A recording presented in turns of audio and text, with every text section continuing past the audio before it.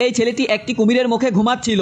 যখন মা এই দৃশ্য দেখে তিনি ভয়ে চিৎকার করে উঠে। তখন মা তার ছেলেকে নিয়ে সেখান থেকে পালিয়ে যায়। পরের দিন কুমিরটি আবার ঘরের ভিতর চলে আসে। সে মাকে বলে, ভয় পাবেন না, আমি আপনাদের কোনো ক্ষতি করব না। কিন্তু মা তার কথা বিশ্বাস করতে পারে না। তিনি ছেলেকে বাহিরে নিয়ে যায়। তবে কুমিরের কিছু যায় আসে না। সে বাথরুমে গিয়ে আরাম করে গোসল করে এবং খুশিতে গান গাইতে থাকে। তখন মা বাথরুম থেকে শব্দ শুনতে পায়। তার মনে হয় কেউ চুরি করতে ঢুকেছে। তিনি একখানা ঝাড়ু হাতে নিয়ে চুপি চুপি বাথরুমের দরজা খোলে। তখন কুমির মাকে দেখে সাথে সাথেই নিজের শরীর ঢেকে ফেলে। দুজনেই একে অপরকে দেখে ভয় পেয়ে যায়। এরপর কুমির মাকে ইমপ্রেস করার জন্য সুস্বাদু খাবার রান্না করে, যা মার মন জয় করে ফেলে। এরপর তারা একসাথে রান্নার রেসিপি শেয়ার করে, একসাথে গান গাইতে থাকে, নাচতে থাকে, এমনকি একটি কেকও একসাথে বানায়। ধীরে ধীরে তারা ভালো বন্ধু হয়ে ওঠে। কিন্তু বাবা কুমিরটিকে মোটেও পছন্দ করে না। বাবাকে ইমপ্রেস করতে কুমির তার পুরনো রেসিং স্যুট উপহার দেয়। তখনই তাদের মধ্যে রেসিং ম্যাচ শুরু হয়।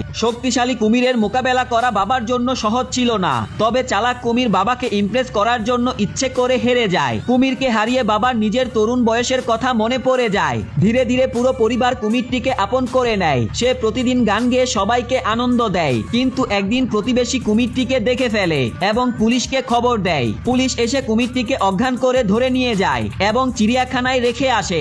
এই কুমিরটি মানুষদের ভাষা বলতে পারত, কিন্তু অন্য কুমিরদের ভাষা বুঝতো না। তাই কারো সঙ্গে কথা বলতে পারতো না। সে তার পরিবারের কথা খুব মনে করত।